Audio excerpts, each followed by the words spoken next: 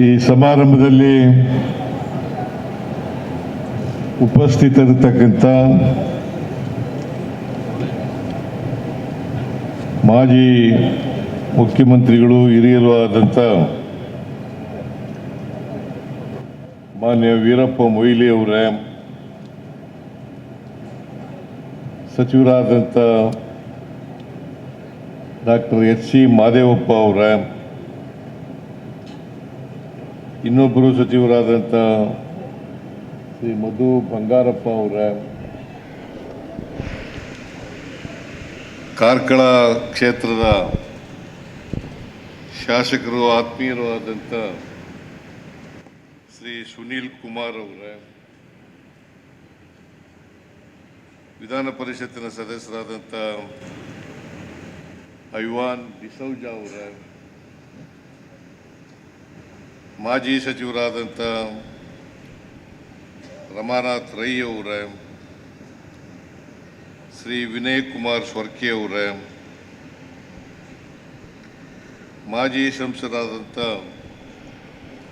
ಜಯಪ್ರಕಾಶ್ ಹೆಗ್ಡೆ ಅವರೇ,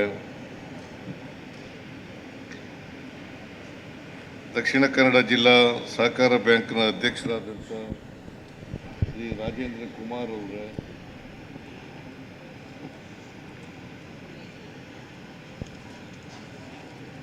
ಮಂಗಳೂರು ವಿದ್ಯುತ್ ಪ್ರಸರಣ ನಿಗಮದ ಅಧ್ಯಕ್ಷರಾದಂಥ ಹರೀಶ್ ಕುಮಾರ್ ಅವರೇ, ಕರಾವಳಿ ಅಭಿವೃದ್ಧಿ ಪ್ರಾಧಿಕಾರದ ಅಧ್ಯಕ್ಷರಾದಂಥ ಶ್ರೀ ಗಫೂರ್ ಅವರೇ, ಪರಿಸರ ಪ್ರವಾಸೋದ್ಯಮ ಅಭಿವೃದ್ಧಿ ನಿಗಮದ ಅಧ್ಯಕ್ಷರಾದಂಥ ಶ್ರೀಮತಿ ಪಿಂಟೋ ಅವರೇ,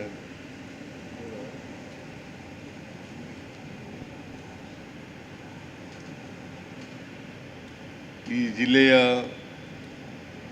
ಉಸ್ತುವಾರಿ ಸಚಿವರಾದಂಥ ಶ್ರೀಮತಿ ಲಕ್ಷ್ಮೀ ಹೆಬ್ಬಾಳ್ಕರ್ ಅವರೇ, ನಾನು ಮಾತಾಡುವಾಗ ಇರಲಿಲ್ಲ, ನಾವು ಹೊರಟೋಗಿದ್ದೀರಿ ಅಂತ ಅನ್ಕೊಂಡ್ಬಿಟ್ಟಿದ್ದೆ.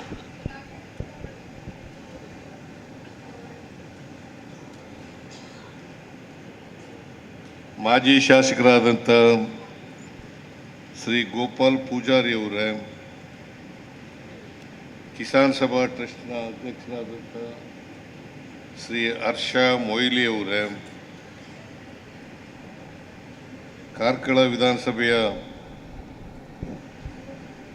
ಅಭ್ಯರ್ಥಿಯಾಗಿದ್ದಂಥ ಉದಯ್ ಕುಮಾರ್ ಶೆಟ್ಟಿ ಅವರೇ, ಉಡುಪಿ ಜಿಲ್ಲಾ ಕಾಂಗ್ರೆಸ್ನ ಅಧ್ಯಕ್ಷರಾದಂಥ ಶ್ರೀ ಅಶೋಕ್ ಕುಮಾರ್ ಅವರೇ,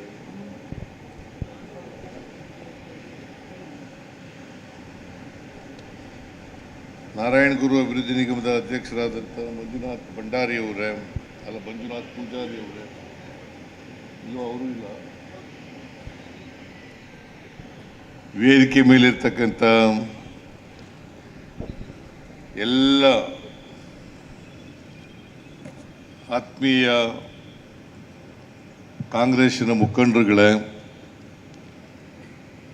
ಇಲ್ಲಿ ನೆರೆದಿರ್ತಕ್ಕಂಥ ಎಲ್ಲ ಅಣ್ಣ ತಮ್ಮಂದಿರ, ಅಕ್ಕ ತಂಗಿಯರೇ, ಯುವಕ ಮಿತ್ರರೇ, ಮಾಧ್ಯಮದ ಗೆಳೆಯರೇ, ಈ ಕಾರ್ಯಕ್ರಮಕ್ಕೆ ಬರಲೇಬೇಕು ಅಂತೇಳಿ ಮಾನ್ಯ ವೀರಪ್ಪ ಮೊಯ್ಲಿಯವರು ನನಗೆ ಸೂಚಿಸಿದರು. ನಾನೇ ಸಮಯ ಕೊಟ್ಟಿರಲಿಲ್ಲ ಅವರಿಗೆ. ಅವರು ಕಳೆದ ತಿಂಗಳನ್ನೇ ಮಾಡಬೇಕು ಅಂತ ಅಭಿಪ್ರಾಯ ಹೊಂದಿದ್ರು. ಆದರೆ ನನಗೆ ಕಳೆದ ತಿಂಗಳು ಸಮಯದ ಅಭಾವದಿಂದ ಒಪ್ಕೊಳ್ಳೋಕ್ಕಾಗಲಿಲ್ಲ. ಹಾಗಾಗಲಿ ಈ ಕಾರ್ಯಕ್ರಮ ಇವತ್ತು ಒಪ್ಕೊಂಡು ಬಂದಿದ್ದೇನೆ. ಭಾಳ ದಿನಗಳ ನಂತರ ಕಾರ್ಕಳ ಕ್ಷೇತ್ರಕ್ಕೆ ಬಂದಿರತಕ್ಕಂಥದ್ದು. ಸುನೀಲ್ ಕುಮಾರ್ ಹೇಳಿದ್ರು, ಮೊದಲನೇ ಬಾರಿಗೆ ಬರ್ತಾ ಇದ್ದೀರಿ ಅಂತ. ಅದೇ ಈ ಬಾರಿ ಮುಖ್ಯಮಂತ್ರಿ ಆದಮೇಲೆ ಉಡುಪಿಗೆ ಬಂದಿದ್ದೆ ನಾನು.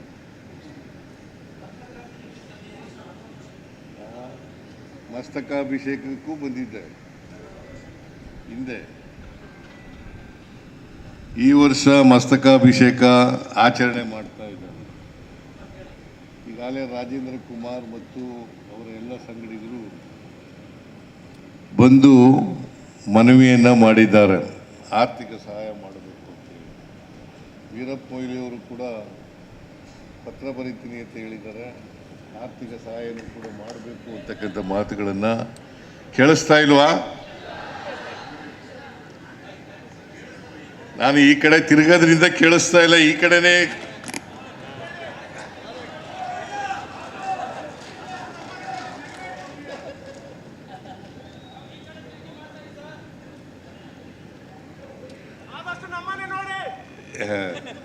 ಪರವಾಗಿಲ್ಲ. ಈಗ ಮೊಯ್ಲಿಯವರು ಕೂಡ ಆರ್ಥಿಕ ಸಹಾಯವನ್ನು ಮಾಡಬೇಕು ಮಸ್ತಕಾಭಿಷೇಕಕ್ಕೆ ಅಂತ ಹೇಳಿ ಪತ್ರ ಬರೀತೀವಿ ಅಂತ ಹೇಳಿದ್ದಾರೆ, ಬಾಯಿ ಮಾತಿನಲ್ಲೂ ಕೂಡ ಹೇಳಿದ್ದಾರೆ.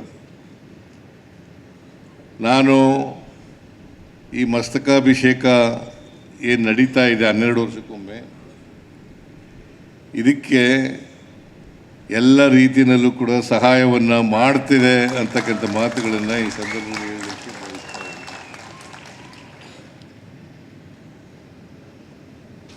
ಮೊಯ್ಲಿಯವರಿಗೆ ದೊಡ್ಡ ಅಭಿನಂದನೆಗಳನ್ನು ಸಲ್ಲಿಸಬೇಕು.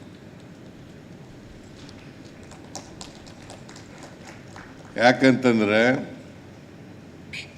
ಕಾರ್ಕಳದಲ್ಲಿ ಕಿಸಾನ್ ಸಭಾವನ್ನು ಪ್ರಾರಂಭ ಮಾಡಿ, ನಂತರ ಇಲ್ಲೊಂದು ಪ್ರೌಢಶಾಲೆಯನ್ನು ಕೂಡ ಪ್ರಾರಂಭ ಮಾಡಿ, ಆ ಪ್ರೌಢಶಾಲೆಯಲ್ಲಿ ನಿರ್ಗತಿಕ ಮಕ್ಕಳು, ಕಡಿಮೆ ಅಂಕಗಳನ್ನು ಪಡೆದಿರ್ತಕ್ಕಂಥ ಮಕ್ಕಳು, ಡ್ರಾಪ್ಔಟ್ ಆಗ್ತಕ್ಕಂಥ ಮಕ್ಕಳು, ಅಂಥ ಮಕ್ಕಳನ್ನು ಸೇರಿಸ್ಕೊಂಡು ಶಿಕ್ಷಣ ಕೊಡೋದಿದೆಯಲ್ಲ, ಅದು ಸುಲಭದ ಮಾತಲ್ಲ ಅಂತಕ್ಕಂಥ ಮಾತುಗಳನ್ನು ಈ ಸಂದರ್ಭದಲ್ಲಿ ಹೇಳಲಿಕ್ಕೆ ಬಯಸ್ತಾ ಇದ್ದಾನೆ. ಆದ್ದರಿಂದ ಮೊಯ್ಲಿಯವರು ಭಾಳ ಉನ್ನತವಾದಂಥ ಕೆಲಸವನ್ನು ಮಾಡಿದ್ದಾರೆ.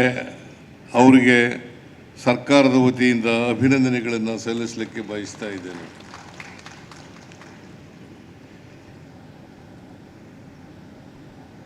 ಇವತ್ತು ಬೆಳಗ್ಗೆ ಬಾಬಾ ಸಾಹೇಬ್ ಅಂಬೇಡ್ಕರ್ ಅವರ ಸಮುದಾಯ ಭವನವನ್ನು ಉದ್ಘಾಟನೆ ಮಾಡಿದ್ದೇವೆ. ಅದಾದಮೇಲೆ ಕಿನ್ಸಾರ್ ಸಭಾ ಸಮುದಾಯ ಭವನವನ್ನು ಉದ್ಘಾಟನೆ ಮಾಡಿದ್ದೇವೆ. ಇವತ್ತು ಮಹಾತ್ಮ ಗಾಂಧಿ ಪ್ರೌಢಶಾಲೆ 35ನೇ ವರ್ಷ ಆ ವರ್ಷದ ಸಮಾರಂಭವನ್ನು ಕೂಡ ಹಮ್ಮಿಕೊಂಡಿದ್ದೀವಿ. ಇವೆಲ್ಲ ಕಾರ್ಯಕ್ರಮಗಳ ಉದ್ಘಾಟನೆಯನ್ನು ಅತ್ಯಂತ ಸಂತೋಷದಿಂದ ನೆರವೇರಿಸಿದ್ದೇನೆ ಅಂತಕ್ಕಂಥ ಮಾತುಗಳನ್ನು ಹೇಳಲಿಕ್ಕೆ ಬಯಸ್ತಾ ಇದ್ದೀನಿ. ಸುನೀಲ್ ಕುಮಾರ್ ಅವರು ಮತ್ತು ಉದಯ್ ಕುಮಾರ್ ಶೆಟ್ಟಿಯವರು ಸರ್ಕಾರದ ಮುಂದೆ ಕೆಲವು ಬೇಡಿಕೆಗಳನ್ನು ಇಟ್ಟಿದ್ದಾರೆ. ನಮ್ಮ ಸರ್ಕಾರ ಏನು ಮಾತಾಡ್ತದೆ ನುಡಿದಂತೆ ನಡೆಯುವ ಸರ್ಕಾರ.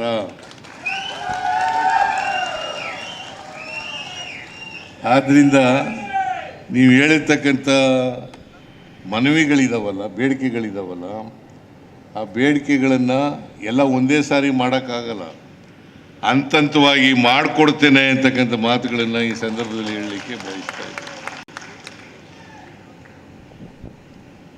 ನಾವು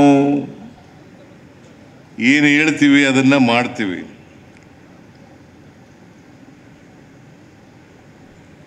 ನಾನು 2ನೇ ಸಾರಿ ಮುಖ್ಯಮಂತ್ರಿ ಆಗಿದ್ದೇನೆ.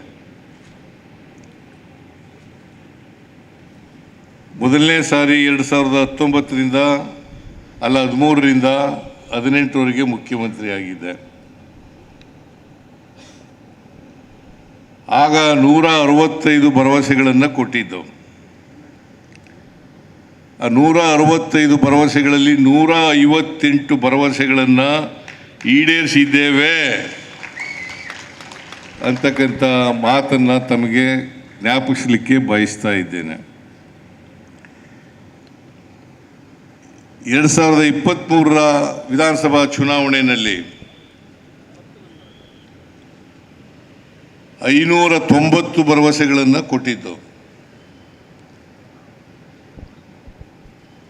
ಆ 590 ಭರವಸೆಗಳಲ್ಲಿ 243 ಭರವಸೆಗಳನ್ನು ಈಡೇರಿಸಿದ್ದೇವೆ. ನಾವು ಅಧಿಕಾರಕ್ಕೆ ಬಂದು 2 ವರ್ಷ 9 ತಿಂಗಳಾಗಿದೆ. 2 ವರ್ಷ 9 ತಿಂಗಳಲ್ಲಿ 243 ಭರವಸೆಗಳನ್ನು ಈಡೇರಿಸಿದ್ದೇವೆ. ಅದರ ಜೊತೆಗೆ 5 ಗ್ಯಾರಂಟಿ ಯೋಜನೆಗಳನ್ನು ಕೂಡ ಜಾರಿಗೆ ಕೊಟ್ಟಿದ್ದೇವೆ. ಈ 5 ಗ್ಯಾರಂಟಿ ಯೋಜನೆಗಳಿಗೆ ಸುಮಾರು ಪ್ರತಿ ವರ್ಷ 52,000 ಕೋಟಿ ರೂಪಾಯಿಗಳಿಗೂ ಕೂಡ ಹೆಚ್ಚಾಗ್ತದೆ. 52,000 ಕೋಟಿ ರೂಪಾಯಿಗಳಿಗೂ ಕೂಡ ಹೆಚ್ಚಾಗ್ತದೆ.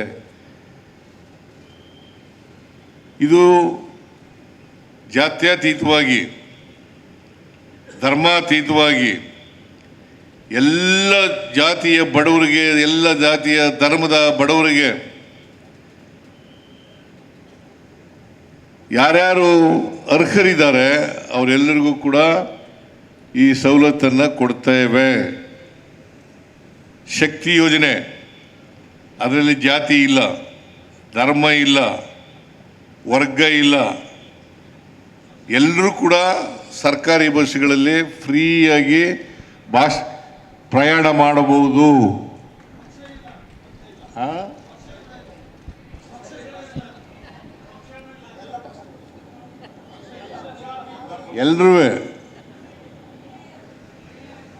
ಎಲ್ಲರೂ ಕೂಡ ಪ್ರಯಾಣ ಮಾಡಬಹುದು. ಇದು ಒಂದು. ಎರಡನೇದು ಗೃಹಲಕ್ಷ್ಮಿ. ಲಕ್ಷ್ಮಿ ಇಲ್ಲೇ ಕೂತಿದ್ದಾಳೆ, ಮಹಿಳಾ ಮತ್ತು ಮಕ್ಕಳ ಕಲ್ಯಾಣ ಇಲಾಖೆ. 1,24,00,000 ಮಹಿಳೆಯರಿಗೆ ಪ್ರತಿ ತಿಂಗಳು, ಮನೆ ಯಜಮಾನಿಯರಿಗೆ 2 ತಿಂಗಳ ಪ್ರತಿ ತಿಂಗಳಿಗೆ 2,000 ರೂಪಾಯಿಯನ್ನು ಕೊಡ್ತಾ ಇದ್ದೇವೆ.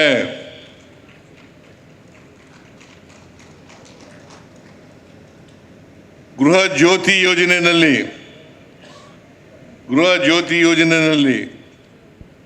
200 ಯೂನಿಟ್ವರೆಗೆ ಯಾರ್ಯಾರು ಉಪಯೋಗಿಸ್ತಾ ಇದ್ದಾರೆ, ಆ 200 ಯೂನಿಟ್ವರೆಗೆ ಯಾರ್ಯಾರು ಗ್ರಾಹಕರಿದ್ದಾರೆ ಅವರೆಲ್ಲರಿಗೂ ಕೂಡ ಉಚಿತವಾಗಿ ವಿದ್ಯುತ್ತನ್ನು ಕೊಡ್ತಾ ಇದ್ದೇವೆ. ಅನ್ನಭಾಗ್ಯ ಕಾರ್ಯಕ್ರಮ, ಕೇಂದ್ರ ಸರ್ಕಾರ 5 kg ಕೊಡ್ತದೆ. ಇನ್ನು 5 kgಯನ್ನು ಎಕ್ಸ್ಟ್ರಾ ನಾವು ಹೆಚ್ಚುವರಿಯಾಗಿ ಕೊಡ್ತೀವಿ ಅಂತ ಹೇಳಿದ್ದು ಚುನಾವಣಾ ಪೂರ್ವದಲ್ಲಿ. ಹಾಗಾಗಿ 5 kg ಅಕ್ಕಿಯನ್ನು, ಅದಕ್ಕೆ ತಗಲ್ತಕ್ಕಂಥ ಹಣವನ್ನು ಕೊಡ್ತಾ ಇದ್ದೇವೆ. ಯುವ ನಿಧಿ ಕಾರ್ಯಕ್ರಮ, ಇದನ್ನು ಕೂಡ ಜಾರಿಗೆ ಕೊಟ್ಟಿದ್ದೀವಿ. ಇವೆಲ್ಲ ಕಾರ್ಯಕ್ರಮಗಳನ್ನು ಕೂಡ 1 ವರ್ಷದೊಳಗಡೆ, ನಾವು ಅಧಿಕಾರಕ್ಕೆ ಬಂದ 1 ವರ್ಷದೊಳಗಡೆ ಕಾರ್ಯಕ್ರಮವನ್ನು ಕಾರ್ಯಗತಗೊಳಿಸಿದ್ದೇವೆ ಅಂತ ಹೇಳಲಿಕ್ಕೆ ನಾನು ಇಚ್ಛೆ ಪಡ್ತಾ ಇದ್ದೇನೆ. ಇವತ್ತಿನವರೆಗೆ 1,20,000 ಕೋಟಿ 1,20,000 ಕೋಟಿ ರೂಪಾಯಿಗಳನ್ನು ಗ್ಯಾರಂಟಿ ಯೋಜನೆಗಳಿಗೆ ಖರ್ಚು ಮಾಡಿದ್ದೇವೆ.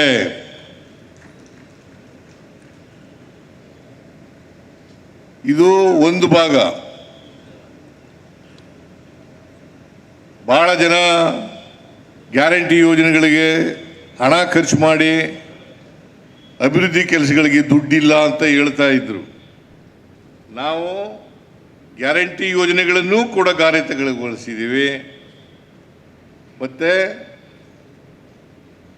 ಅಭಿವೃದ್ಧಿ ಕೆಲಸಗಳನ್ನು ಕೂಡ ಮಾಡ್ತಾ ಇದ್ದೇವೆ ಅಂತಕ್ಕಂಥ ಮಾತುಗಳನ್ನು ಈ ಸಂದರ್ಭದಲ್ಲಿ ಹೇಳಲಿಕ್ಕೆ ಬಯಸ್ತಾ ಇದ್ದೇನೆ. ವೀರಪ್ಪ ಮೊಯ್ಲಿಯವರು ಬಹಳ ಕಷ್ಟದ ಜೀವನವನ್ನು ಪ್ರಾರಂಭದಲ್ಲಿ ಮಾಡಿದ್ದಾರೆ ಅಂತಕ್ಕಂಥ ಮಾತುಗಳನ್ನು ಹೇಳಿದ್ರು. ನಾವು ನಿಮಗಿಂತ ಬೆಟರು. ನಾನು ವಿದ್ಯಾರ್ಥಿಯಾಗಿದ್ದಾಗ ನಮ್ಮ ಮನೆಯಲ್ಲಿ ಒಂದು 25-30 ಎಕರೆ ಜಮೀನಿತ್ತು. ಅದರಲ್ಲಿ ತರಿ ಜಮೀನು ಇತ್ತು, ನೀರಾವರಿ ಜಮೀನು ಇತ್ತು, ಕುಷ್ಕಿ ಜಮೀನು ಇತ್ತು. ಆದ್ದರಿಂದ ನಾನು ಆರ್ಥಿಕ ದೃಷ್ಟಿಯಿಂದ ನಿಮಗಿಂತ ಉತ್ತಮ ಆದರೂ ಕೂಡ 25-30 ಎಕರೆ 20-25 ಎಕರೆಯಲ್ಲಿ ಏನೇನು ಬೆಳಿಲಿಕ್ಕಾಗಲ್ಲ. ಆದರೂ ಕಷ್ಟ. ನಾನು ನಮ್ಮ ಮನೆಯಲ್ಲಿ ನಾನೇ ಮೊದಲನೇ ಗ್ರ್ಯಾಜುಯೇಟು. ನಮ್ಮ ಮನೆಯಲ್ಲಿ ಮೊದಲನೇ ಗ್ರ್ಯಾಜುಯೇಟ್ ನಾನು.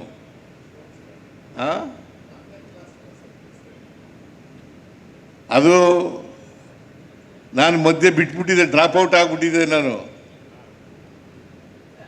ಒಂದು ವರ್ಷ ಡ್ರಾಪ್ ಔಟ್ ಆಗಿ ಮನೆಯಲ್ಲಿದ್ದೆ. ಎಮ್ಮೆ ಕುರಿ ಕಾಯ್ಕೊಂಡು ಮನೆಯಲ್ಲಿದ್ದೆ. ಒಬ್ಬ ರಾಜಪ್ಪ ಅಂತ ಮೇಷ್ಟ್ರು ನಮ್ಮೂರಿಗೆ ಹೆಡ್ ಮಾಸ್ಟ್ರಾಗಿ ಬಂದರು. ಅವರು ಮನೆಗೆ ಹೋಗಿ ನನ್ನನ್ನು ಗುರುತಿಸಿ ನಾನು ಯಾಕೆ ಶಾಲೆಗೆ ಹೋಗಿಲ್ಲ ಅಂತ ಕೇಳಿದ್ರು. ನಾನು ಪ್ರೈಮರಿ ಶಾಲೆನೇ ಓದಿಲ್ಲ.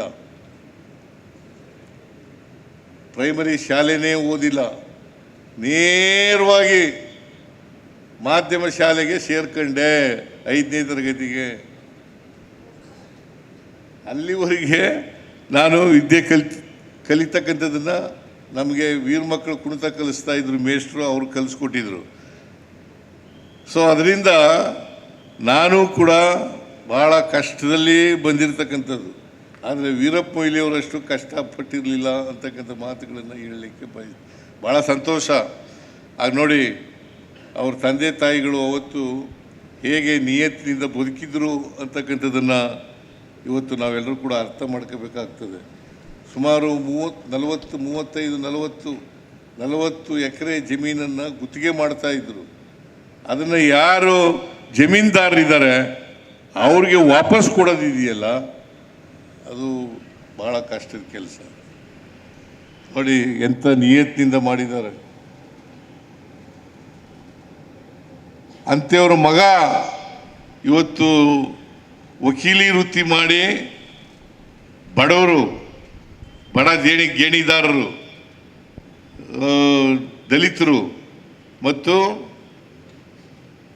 ಅಸಹಾಯಕ ಜನ ಯಾರಿದ್ದಾರೆ ಅವ್ರ ಪರವಾಗಿ ವಕಾಲತ್ತನ್ನು ವಹಿಸಿ ಅವ್ರ ಪರವಾಗಿ ಕೆಲಸ ಮಾಡ್ತಾಯಿದ್ರು ಅಂತಕ್ಕಂಥದ್ದು ಭಾಳ ಮುಖ್ಯವಾದಂಥ ಕೆಲಸ ಅಂತಕ್ಕಂಥ ಮಾತುಗಳನ್ನು ಹೇಳಲಿಕ್ಕೆ ಬಯಸ್ತಾ ಇದ್ದೇನೆ.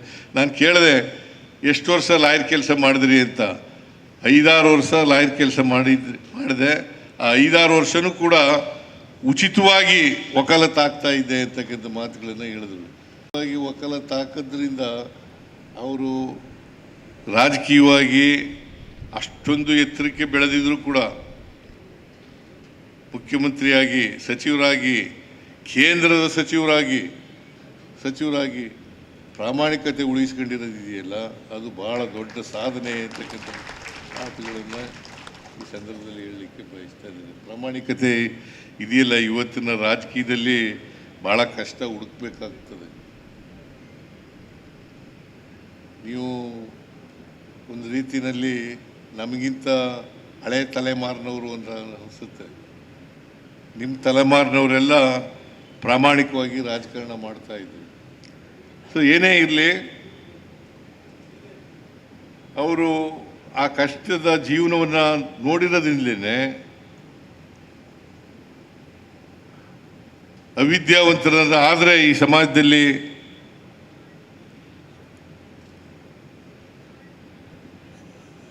ಭಾಳ ಕಷ್ಟ ಅಂತಕ್ಕಂಥ ಮಾತುಗಳನ್ನು ಅರ್ಥ ಮಾಡ್ಕೊಂಡು ಅವರು ವಿದ್ಯೆ ಅತ್ಯಂತ ಅವಶ್ಯ. ಈ ವಿದ್ಯೆ ಇದೆಯಲ್ಲ, ಇದು ಎಲ್ರಿಗೂ ಸಮಾನ ಅವಕಾಶಗಳಿಂದ ಕೂಡಿರ್ತಕ್ಕಂಥ ವಿದ್ಯೆ ಆಗಬೇಕು. ಸಮಾನ ಅವಕಾಶಗಳು ಇಲ್ಲದೆ ಹೋದರೆ ನಾರ್ಮಲಿ ಏನಾಗ್ತದೆ ಅಂತಂದರೆ ಯಾರು ಕೂಡ ಹುಟ್ಟುತ್ತಾ ದಡ್ರು ಅಲ್ಲ, ಹುಟ್ಟುತ್ತಾ ಜಾಂಡ್ರು ಅಲ್ಲ. ಹುಟ್ಟುತ್ತಾ ಯಾರು ಕೂಡ ಜಾಂಡ್ರು ಅಲ್ಲ, ಯಾರು ದಡ್ರು ಅಲ್ಲ. ಅವಕಾಶಗಳು ಸಿಕ್ಕಬೇಕಷ್ಟೆ. ಅವಕಾಶಗಳು ಸಿಕ್ಕಿದ್ರೆ ಎಲ್ಲರೂ ಕೂಡ ಬುದ್ಧಿವಂತರಾಗಲಿಕ್ಕೆ ಸಾಧ್ಯ ಆಗ್ತದೆ ಅಂತಕ್ಕಂಥ ಮಾತುಗಳನ್ನು ಈ ಸಂದರ್ಭದಲ್ಲಿ ಹೇಳಲಿಕ್ಕೆ ಬಯಸ್ತಾ ಇದ್ದೀನಿ. ಇಂದ ಬಹಳ ಜನ ಅಕ್ಷರ ಸಂಸ್ಕೃತಿಯಿಂದ ವಂಚಿತರಾಗಿದ್ದರು. ಯಾಕಂತಂದರೆ ನಮ್ಮ ಸಮಾಜ ಸಾಮಾಜಿಕವಾಗಿ ಅಸಮಾನತೆಯಿಂದ ಕೂಡಿರ್ತಕ್ಕಂಥ ಸಮಾಜ. ಹಿಂದೆ ಜಾತಿ ವ್ಯವಸ್ಥೆ ಇತ್ತು. ಆ ಜಾತಿ ವ್ಯವಸ್ಥೆ ಇದ್ದದ್ರಿಂದ ಶೂದ್ರ ವರ್ಗ ಅಕ್ಷರ ಸಂಸ್ಕೃತಿಯಿಂದ ವಂಚಿತರಾಗಿತ್ತು. ಶೂದ್ರ ವರ್ಗ ಎಲ್ಲರೂ ಕೂಡ ಅಕ್ಷರ ಸಂಸ್ಕೃತಿಯಿಂದ ವಂಚಿತರಾಗಿದ್ದರು. ಜಾತಿ ವ್ಯವಸ್ಥೆಯಲ್ಲಿ ಬ್ರಾಹ್ಮಣ, ಕ್ಷತ್ರಿಯ, ವೈಶ್ಯ ಮತ್ತು ಶೂದ್ರ ಈ 4 ಜಾತಿಗಳಿದ್ದಾವಲ್ಲ, ಈ 4 ಜಾತಿಗಳಲ್ಲಿ ಮೊದಲನೇ 3 ಜಾತಿಗಳಿಗೆ ಮಾತ್ರ ವಿದ್ಯೆ ಕಲಿತಕ್ಕಂಥ ಅವಕಾಶ ಇತ್ತು. ಕೊನೆ 3 ಜಾತಿ, ಕೊನೆ ಶೂದ್ರರು, ಕೊನೆಯಲ್ಲಿರ್ತಕ್ಕಂಥವ್ರಿಗೆ ವಿದ್ಯೆ ಕಲಿತಕ್ಕಂಥ ಅವಕಾಶ ಇರಲಿಲ್ಲ. ಹಾಗಾಗಿ ಇವತ್ತು ಸಮಾಜದಲ್ಲಿ ಅಸಮಾನತೆಯನ್ನು ಕಾಣ್ತಕ್ಕಂಥದ್ದನ್ನು, ಅದಕ್ಕೆ ಬಾಬಾ ಸಾಹೇಬ್ ಅಂಬೇಡ್ಕರ್ ಅವರು ಹೇಳ್ತಾ ಇದ್ದರು, ನಮಗೆ ಸ್ವಾತಂತ್ರ್ಯ ಬಂದಿದೆ ನಿಜ, ಆದರೆ ಎಲ್ಲಿವರೆಗೆ ಸಾಮಾಜಿಕ ಆರ್ಥಿಕ ಸ್ವಾತಂತ್ರ್ಯ ಸಿಗೋದಿಲ್ಲ ಅಲ್ಲಿವರೆಗೆ ರಾಜಕೀಯ ಸ್ವಾತಂತ್ರ್ಯಕ್ಕೆ ಅರ್ಥ ಇರಲ್ಲ. ಎಲ್ಲಿವರೆಗೆ ಆರ್ಥಿಕ ಮತ್ತು ಸಾಮಾಜಿಕ ಸ್ವಾತಂತ್ರ್ಯ ಎಲ್ರಿಗೂ ಸಿಗೋದಿಲ್ಲ ಅಲ್ಲಿವರೆಗೆ ರಾಜಕೀಯ ಸ್ವಾತಂತ್ರ್ಯಕ್ಕೆ ಅರ್ಥ ಇಲ್ಲ. ಅದು ಯಶಸ್ವಿ ಆಗಬೇಕಾದ್ರೆ ಪ್ರತಿಯೊಬ್ಬರಿಗೂ ಕೂಡ ಆರ್ಥಿಕ ಸಾಮಾಜಿಕ ಸ್ವಾತಂತ್ರ್ಯ ಸಿಗಲೇಬೇಕು. ಅದು ಸಿಕ್ಕಿದಾಗ ಅದಕ್ಕೆ ಅವರು ಭಾಳ ಸ್ಪಷ್ಟವಾಗಿ ಹೇಳ್ತಾ ಇದ್ರು, ಈ ಆರ್ಥಿಕ ಸಾಮಾಜಿಕ ಸಬಲತೆ ಎಲ್ಲರಿಗೂ ಬರಬೇಕು. ಇದು ಬಂದಾಗ ಮಾತ್ರ ನಮಗೆ ರಾಜಕೀಯ ಸ್ವಾತಂತ್ರ್ಯ ಸಿಗೋದಕ್ಕೆ ಸಾರ್ಥಕ ಆಗ್ತದೆ ಅಂತಕ್ಕಂಥ ಮಾತುಗಳನ್ನು ಹೇಳ್ತಾ ಇದ್ದರು. ಅದಕ್ಕೋಸ್ಕರ ನಾನು ಈ ಗ್ಯಾರಂಟಿ ಯೋಜನೆಗಳನ್ನು, ಭಾಗ್ಯ ಕಾರ್ಯಕ್ರಮಗಳನ್ನು ಮಾಡಿದ್ದು. ಈ ಭಾಗ್ಯಗಳ ಕಾರ್ಯಕ್ರಮ ಯಾಕಪ್ಪ ಅಂತ ಮಾಡಿದೆ ಅಂತಂದರೆ ಎಲ್ರಿಗೂ ಸಮಾನ ಅವಕಾಶಗಳು ಸಿಗಬೇಕು. ಈಗ ಕುಸ್ತಿ ಸಮಾನ ಶಕ್ತಿ ಇರ್ತಕ್ಕಂಥವ್ರಿಗೆ ಮಧ್ಯೆ ನಡೆದಾಗ ಮಾತ್ರ ಸಾಧ್ಯ ಆಗ್ತದೆ, ಕುಸ್ತಿ ಮಾಡಲಿಕ್ಕೆ ಸಾಧ್ಯ ಆಗ್ತದೆ. ಒಬ್ಬ ಬಲಹೀನ, ಇನ್ನೊಬ್ಬ ಬಲವಂತ, ಇವ್ರ ಮಧ್ಯೆ ಕುಸ್ತಿ ನಡೆದರೆ ಸಾಧ್ಯ ಆಗೋದಿಲ್ಲ. ಅದಕ್ಕೋಸ್ಕರ ಸಮಾಜದಲ್ಲಿ ಸಮಾನ ಅವಕಾಶಗಳು ಸಿಗಬೇಕು ಎಲ್ಲರಿಗೂ.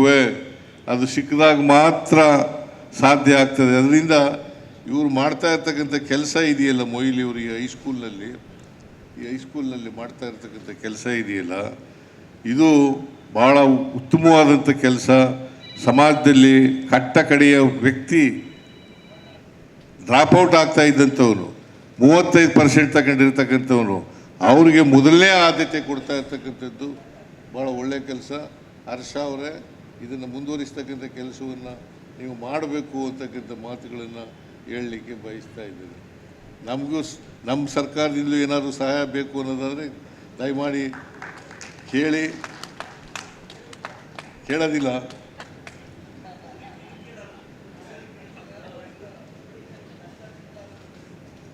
ಕೇಳೋದಿಲ್ಲ ಅಂತ ಮಾನ್ಯ ಮೊಯ್ಲಿ ಅವರು ಹೇಳ್ತಾ ಇದ್ದಾರೆ.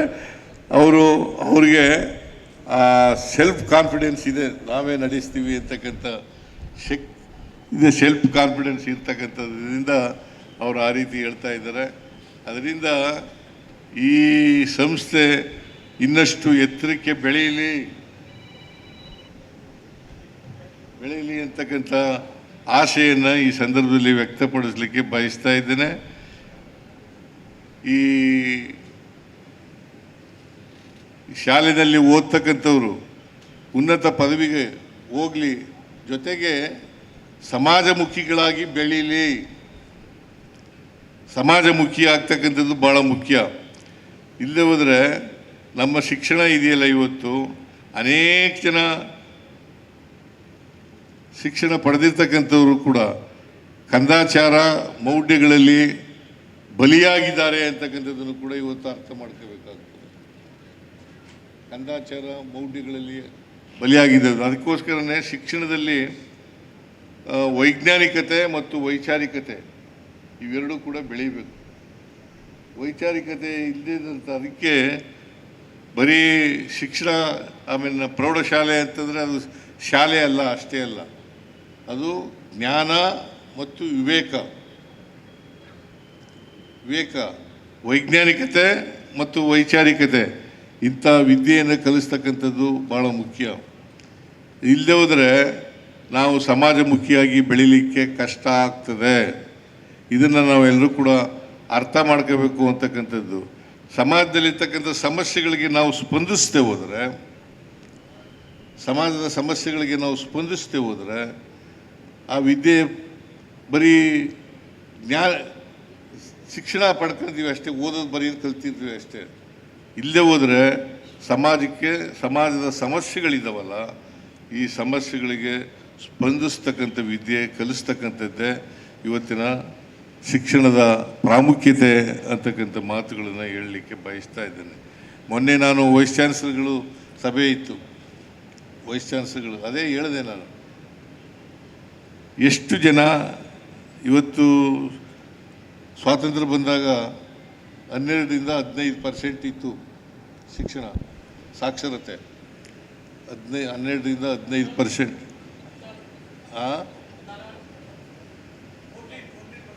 ಅದಕ್ಕೆ 12ರಿಂದ 15% ಇತ್ತು, 12ರಿಂದ 15% ಇತ್ತು. ಇವತ್ತು 74% ಬಂದಿದೆ, 74%. ಕೆಲವು ಕಡೆ 76% ಕೂಡ ಇದೆ.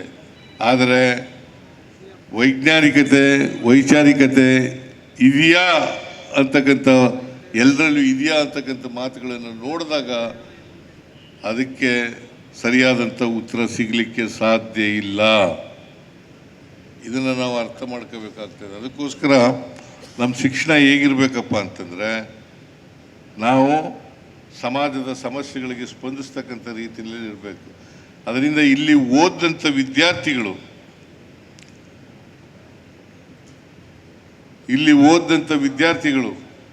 ಸಮಾಜಮುಖಿಯಾಗಿ ಬೆಳೀಲಿ ಅಂತಕ್ಕಂಥ ಆಶಯವನ್ನು ಈ ಸಂದರ್ಭದಲ್ಲಿ ವ್ಯಕ್ತ ಮಾಡಲಿಕ್ಕೆ ಬಯಸ್ತಾ ಇದ್ದೇನೆ.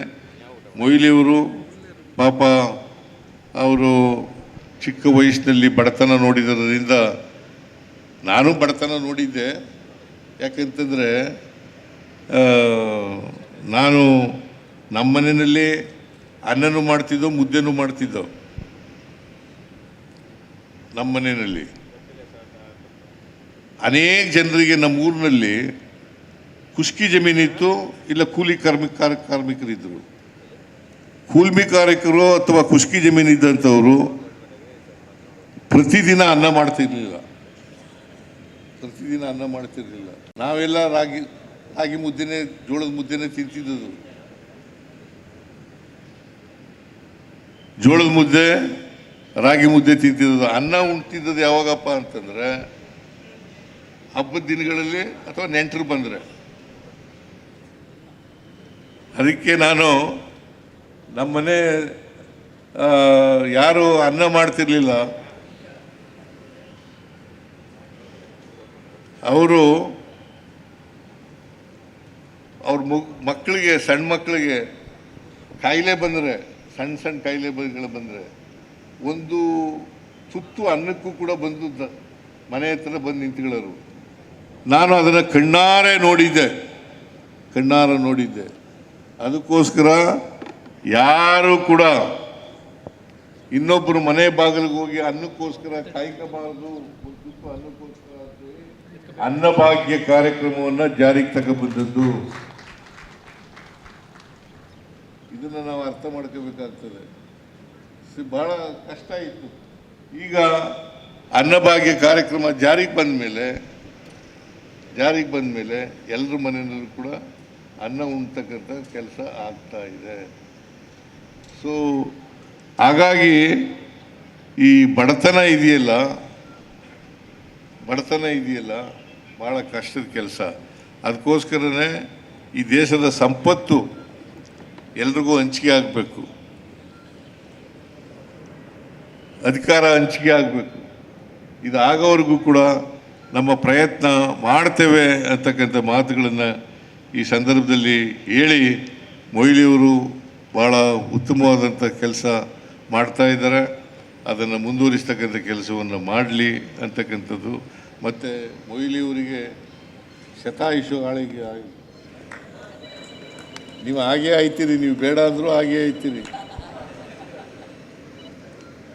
ಈಗಾಗಲೇ 86